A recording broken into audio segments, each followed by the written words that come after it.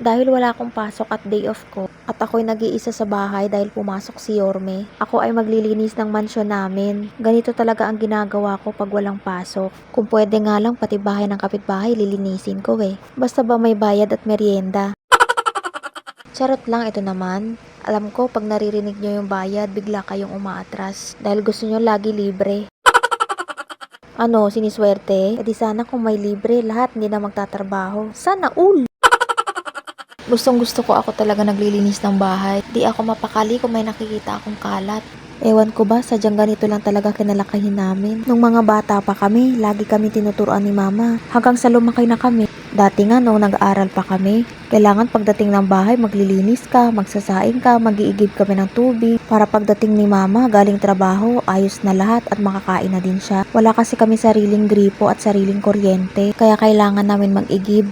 Araw-araw yun pagkagaling sa eskwela. Naranasan nga namin nun pagpapasok ng school wala kaming baon. Kasi nagkasakit si mama, hindi siya nakapasok. Kaya ang ginagawa namin nun pag walang baong pera, mula bahay hanggang school yan. Minsan din sumasakay kami ng jeep. Sa lapag kami naupo. Kaya yung ibang pasahero naawa sa amin, pinapakandong kami. Minsan naman pinapaupo kami, sila na daw magbabayad. Ganun kami dati, kahit gaano kahirap pero masaya. Tapos pag wala kaming pasok Sabado at Linggo, nagbebenta kami ng kung ano-ano. Malunggay, kangkong at talbos ng kamote. Mayroon ding pritong saging at turon. Sabado ng madaling araw, gigising na kami. Pupuntahan namin yung bakery dahil magtitinda kami ng pandesal. Kasama ko nun si Ryan Magenggeng. Tagi-isa kaming malaking ice box. Wala pa kaming almusal nun. Kaya ang ginagawa namin pag nagugutom na kami, kuha lang kami ng pandesal at bibili kaming ice tubig.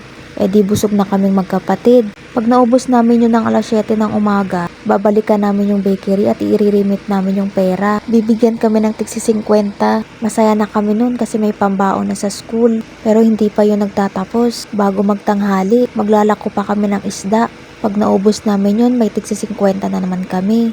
Pag sa hapon naman, bago mag alas 3, maglalako kami ulit. Pang merienda naman, may toron, ginanggang at pritong saging. Pagkatapos nun uwi na kami. Ang ginagawa namin sa pera, pag walang bigas at ulam, bumibili kami. Yung mga sobrang barya, pambaon na namin sa school. Pag linggo naman, naglalabada kami sa mga kapitbahay. Minsan nga naglaba kami, 200 lang binigay sa amin, ang daming labahin. Mga 3 basket, punong-puno. May mga punda at kumot na makapal pa. Pero hindi na kami nagreklamo kasi pera hanap namin. Kaso nga lang ang nangyari, ang sabi ko sa kapatid ko wag siya masyadong mag-uusog pa atras kasi may aso sa likod niya. Ang sagot ba naman sa akin, okay lang yan te, malayo naman ang aso at nakatali pa. Habang nagsasampay ako dun sa kabila, narinig kong umiiyak na kapatid ko. Akala ko umiyak siya dahil sa pinabanlaw ko at ako'y magsasabon. E di dali-dali akong bumalik. Itinigil ko muna yung pagsasampay. Pagkakita ko, ayun, kinagat na ng aso. Sa puwet pa talaga.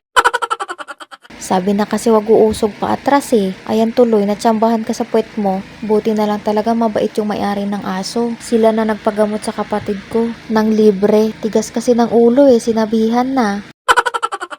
Ayaw makinig. Ayan tuloy, nadali ka.